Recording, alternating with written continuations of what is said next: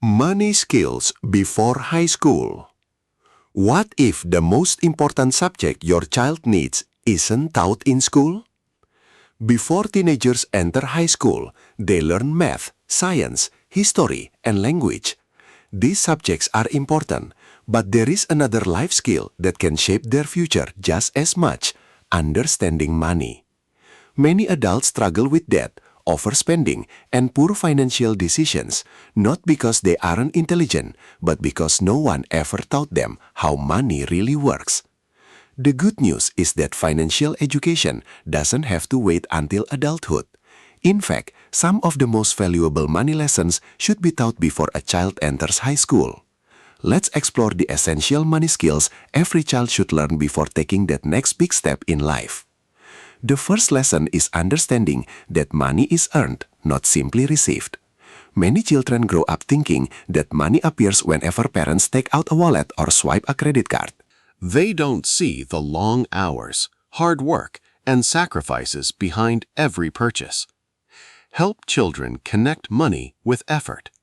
Whether they earn a small allowance by completing extra responsibilities or help with simple family tasks, they should understand that income comes from providing value, not from asking for it. Once children appreciate where money comes from, they begin to respect it more. The second lesson is learning the difference between needs and wants. This may sound simple, but it is one of the most important financial habits anyone can develop. Food, shelter, education, and basic clothing are needs. The newest smartphone, designer shoes, expensive gaming accessories, or trendy fashion items are usually wants. Children are surrounded by advertisements every day. Social media constantly tells them they need the latest products to be happy or accepted.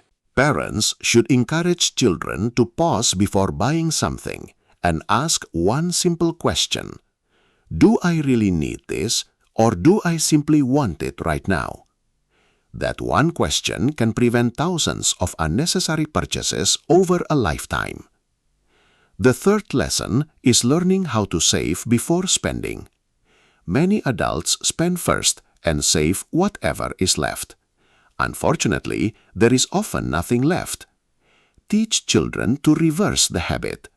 Whenever they receive money, encourage them to save a portion first before thinking about spending the rest.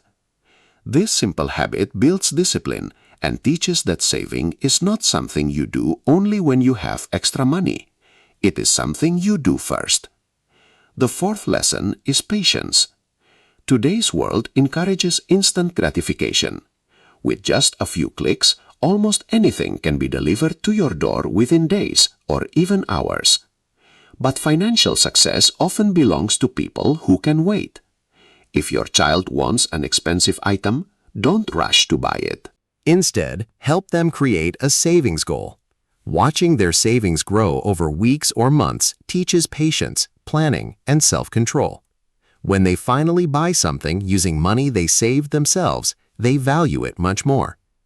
The fifth lesson is creating a simple budget. A budget doesn't have to be complicated.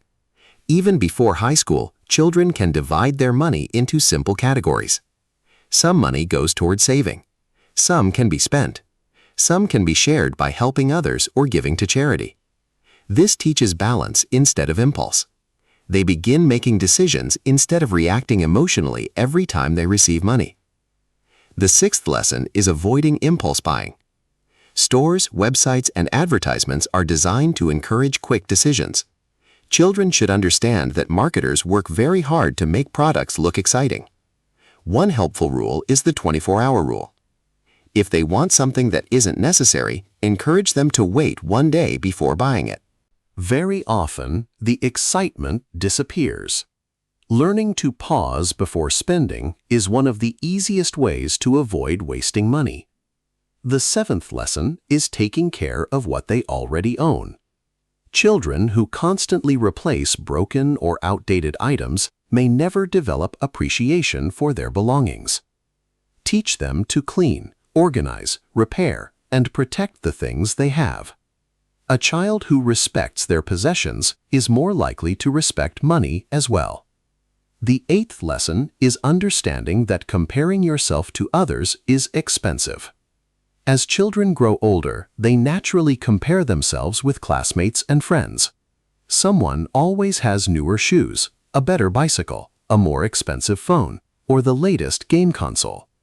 If children constantly chase what everyone else has, they may spend their entire lives trying to impress people instead of building financial security.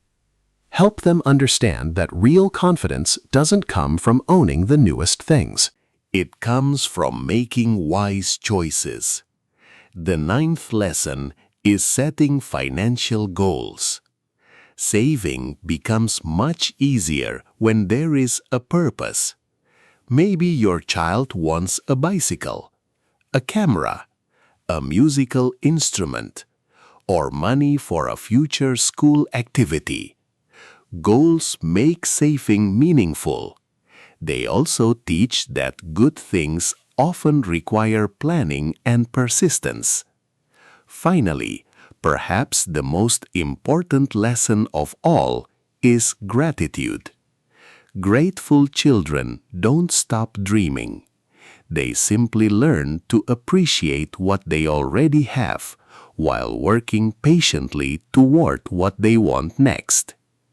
Gratitude protects children from endless dissatisfaction. It reminds them that happiness isn't measured by the number of things they own. It's measured by the quality of their character, relationships, and decisions. Parents often wonder when financial education should begin. The answer is simple. It begins with everyday conversations. Talk about saving during grocery shopping.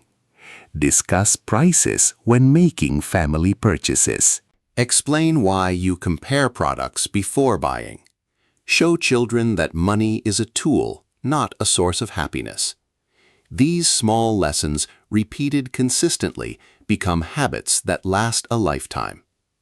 Before children enter high school, they don't need to understand the stock market. Years from now, they can become the difference between financial freedom and financial stress. Because the greatest financial gift parents can give their children isn't a large inheritance. It's the knowledge to manage whatever money they earn in the future. Thank you for watching. If you enjoyed this video, please like, subscribe, and share it with other parents who want to prepare their children for a financially successful future. See you in the next video.